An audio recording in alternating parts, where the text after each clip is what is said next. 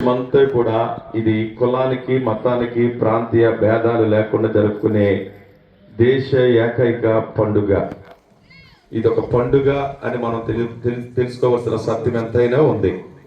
అయితే ఈ యొక్క స్వతంత్ర పండుగను మనం జ్ఞాపకం చేసుకుంటున్నప్పుడు ఒకటి మనకు తెలియాలి చరిత్రలో. అదేంటంటే 1942వ సంవత్సరం ఆగస్టు 8వ తారీఖున మన భారతదేశ స్వతంత్రాన్ని పొందుకోవడానికి ప్రాముఖ్యమైనటువంటి ఘట్టము ఒకటి మనం జ్ఞాపకం చేసుకోవాల్సిన వారమై ఉంటున్నాం. అదేంటంటే క్విట్ ఇండియా మూమెంట్ అంటారు.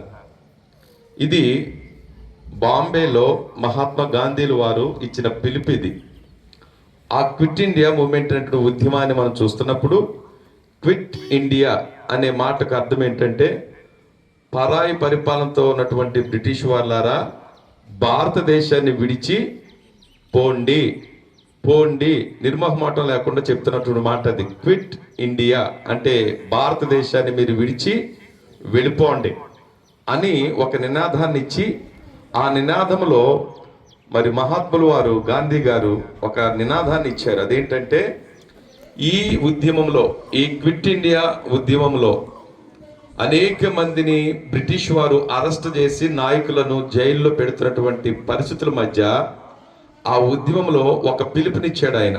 ఆ పిలుపు ఏంటంటే డూ ఆర్ డై అంటాడు ఆయన. సాధించు లేదా చచ్చిపో అంటాడు.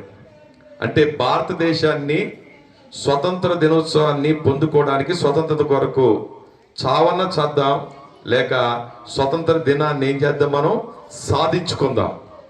ఈ పిలుపు మేరకు సామాన్యులు, రైతులు, కులాలకి మతాలకు వ్యతిరేకంగా అట్టాది వర్ణ ప్రజలు, భారతీయులందరూ బయటకు వచ్చారండి. నా దేశాన్ని పరాయివాడు పరిపాలన చేయడానికి వీలు లేదు, అయితే సాధించుకుందాం, లేదా వీళ్ళ చేతులను చద్దాం తప్ప వీళ్ళకి మాత్రం పరాయి వాళ్ళు మన దేశాన్ని పరిపాలించడానికి వీలు లేదు అనే ఒక సంకల్పంతో, ఆ పిలుపుతో ప్రజలందరూ కదిలొచ్చారండి. భారతదేశ స్వతంత్రత పొందడానికి ప్రముఖమైన ఘట్టం క్విట్ ఇండియా మూమెంట్ ఒకటే. ఎప్పుడైతే ఆ పిలుపునిచ్చారో ఆ పిలుపుని బట్టి ప్రజలందరూ కలిసి ధనిక పేద వర్గ భేదాలు లేకుండా అన్ని మతాలు, అన్ని కులాలు అందరూ ఏకమై ఎప్పుడైతే ఈ పిలుపుకు లోబడ్డారో 5 సంవత్సరాలు దాటేసరికి భారతదేశం స్వతంత్ర భారతదేశంగా గుర్తించబడింది. దేవునికి మహిమ కలుగును గాక. అంటే నేను ఏం మాట చెప్తున్నానంటే, ఏం చెప్పాలనుకుంటున్నానంటే, ఆ రోజు నాయకులు ఇచ్చినటువంటిది ఒక పిలుపు. అదేంటంటే భారతదేశ సంరక్షణ కొరకు, స్వాతంత్రత కొరకు చావన్న చావు లేదా సాధించు అన్నాడు. ఇప్పుడు ఎందుకు ఏమి సాధించాలి అని అంటే, భారతదేశాన్ని పట్టి పీడిస్తున్నటువంటి బ్రిటిష్ ఆ యొక్క దుష్ట శక్తులు ఏమైపోవాలంటే దేశాన్ని విడిచి వెళ్ళిపోవాలి. అలా వెళ్ళిపోతే మా దేశాన్ని మేము ఏం చేస్తాం, స్వతంత్రంగా మేము పరిపాలన చేసుకుంటామని చెప్పి ఆ నాయకులు ఆ విధంగా పిలుపునిచ్చినప్పుడు చివరికి ఆగస్టు 15వ తారీఖు 1947వ సంవత్సరం, 47వ సంవత్సరము ఆగస్టు 15 అని చెప్పుకుంటాం, కానీ 14వ తారీఖున అర్ధరాత్రి వేళ భారతదేశానికి స్వతంత్రతను ప్రకటించి వాళ్ళు మన దేశాన్ని విడిచిపెట్టి వెళ్ళిపోవడం జరిగింది. దేవునికి స్తోత్రం కలుగును గాక. అయితే ఒక మాట, మరి క్విట్ ఇండియా అనే నినాదాన్ని మనం చూస్తున్నప్పుడు దేశాన్ని పట్టి పీడిస్తున్న అరాచక శక్తులు, దుష్ట శక్తులు, బ్రిటిష్ వారు దేశాన్ని విడిచి వెళ్ళిపోమన్నారు. వాళ్ళు పోయారు. ఇప్పుడు భౌగోళికంగా మన దేశము స్వతంత్రత కలిగి జీవిస్తూ ఉంది, కానీ కొన్ని శక్తులు ఇంకా పట్టి పీడిస్తూనే ఉన్నాయి మనకు అంతర్గతంగా. అదేంటంటే నేటి కాలంలో ద్వేషాలు పెచ్చిరేగిపోయిన, దేశంలో పెచ్చిరేగిపోతున్న ద్వేషాలు, కులాల మధ్య ద్వేషం పెరుగుతుంది, మతాల మధ్య ద్వేషం పెరుగుతుంది, ప్రాంతీయ భేదాల మధ్య నార్త్ ఇండియా అని, సౌత్ ఇండియా అని, లేకపోతే ద్రావిడులని, తెలుగువారని, లేక హిందీ అని, సంస్కృతం అని, భాషల మధ్య, ప్రాంతాల మధ్య వ్యత్యాసాలు, విద్వేషాలు చాలా పెరిగిపోతున్నాయి. నేను అంటాను, క్విట్ ఇండియా అని ఎలాగైతే చెప్పామో నేను అంటాను, మన దేశాన్ని పట్టి పీడిస్తున్నటువంటి బ్రిటిష్ వారి కంటే ఘోరమైన దుష్ట శక్తులు ఏంటంటే విద్వేషాలు. ఈ హేట్రెడ్నెస్ ఏమవ్వాలనంటే విడిచి మన దేశంలోంచి పోవాలి. అది పోవాలంటే మనిషిని పట్టి పీడిస్తున్నటువంటి అంతర్గత జీవితంలో పట్టి పీడిస్తున్నటువంటి ఈ భయంకరమైనటువంటి విద్వేషాలు హృదయాల్లోంచి పోవాలి. ముందు హృదయాల్లోంచి పోతే నిజమైనటువంటి స్వేచ్ఛ స్వతంత్రత మన దేశానికి కాదు, మనిషికి వస్తుంది. ముందు మనిషికి స్వేచ్ఛ స్వతంత్రం వచ్చినప్పుడు అప్పుడు దేశము సుభిక్షంగా ఉండగలుగుతుంది. ఈరోజు విద్వేషాలు ఒకటైతే, రెండవది అరాచకాలు ఇంకా పట్టి పీడిస్తూ ఉన్నాయి. అరాచకాలు, ఎక్కడికి వెళ్ళినా కరప్షన్ పెరిగిపోతూ ఉంది. ఈరోజు కొన్ని పరిస్థితులు మనం చూస్తుంటుంటే భయంకరమైన అత్యాచారాలు, భయంకరమైనటువంటి కులతత్వం, మత విద్వేషాలు. ఇప్పుడు మతాల మీద పడ్డారు. మతాలకి పొసక్కోకుండా మతాన్ని పట్టి రాజకీయం చేస్తున్నటువంటి పరిస్థితులు, ఇవన్నీ పట్టి దేశాన్ని పీడిస్తూ ఉన్నాయి. ఇప్పుడు నేను అంటాను, ఈ 80వ స్వతంత్ర దినోత్సవ సందర్భంగా భౌగోళికంగా మేము స్వతంత్రత పొందాం, కానీ అంతర్గత స్వతంత్రత లేకుండా బ్రతుకుతున్నాం.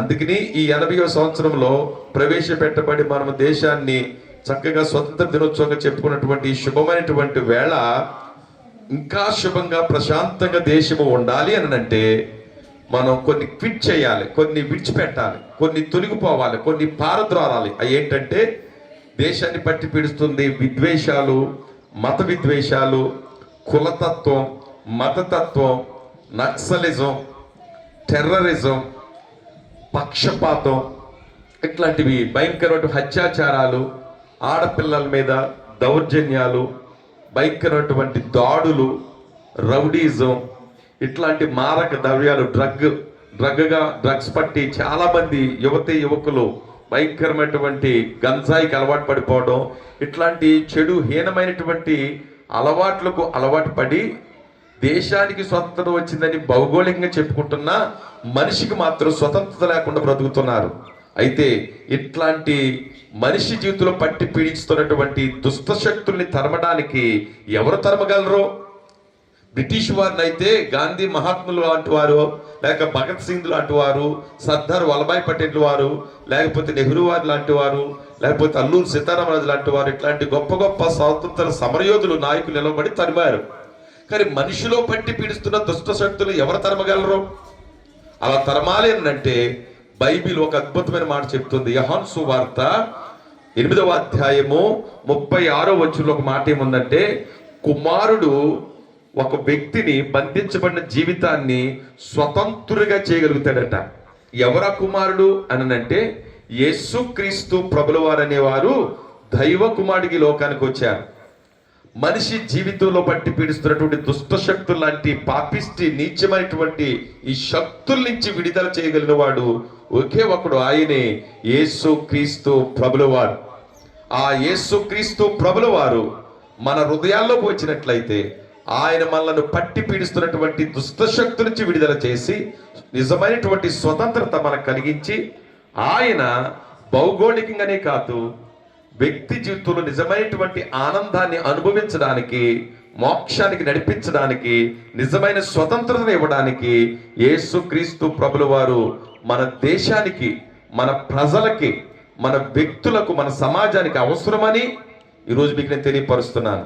అందుకని ఆయనను హృదయంలో చేర్చుకుని మనలో ఉన్న దుష్ట శక్తులను తరిమి కొట్టి ఆయనకు మన జీవితాన్ని ఇచ్చినట్లయితే ఈ అరాచకాలు, ఈ దోపిడీలు, ఈ చెడు పాపిష్టి పనుల నుంచి విడుదల చేసి మనల్ని స్వతంత్రులుగా చేస్తాడని, హృదయానికి స్వేచ్ఛ స్వతంత్రత ఇవ్వడానికి యేసుక్రీస్తు ప్రభుల వారు మాత్రమే నాయకుడని, యోధుడని, రక్షకుడని, దేవుడని, ప్రభువని ఈ దినాన్ని మీకు తెలియపరుస్తూ మన దేశాన్ని ఆయనే స్వస్థపరిచి రక్షించి ప్రతి పౌరులను, నాయకులను, పెద్దలను, నడిపిస్తున్నటువంటి ప్రజాప్రతినిధులను, అధికారులు కూడా ఆ దేవాతి దేవుడే చక్కటి నిర్ణయాలు తీసుకుని చక్కటి చట్టాలు చేసి చక్కటి పరిపాలన జరిగించాలని మరి మేము కోరుతూ ప్రార్థిస్తూ మన దేశంలో ప్రతి ఒక్కొక్కరు కూడా సుభిక్షంగా, క్షేమంగా, సంతోషంగా, ఆనందంగా బ్రతకాలని, ఎటువంటి మత విద్వేషాలు, కులతత్వాలు లేకుండా అందరూ సమిష్టిగా జీవించాలని మరి యునైటెడ్ పాస్ట్ ఫెలోషిప్ తరపున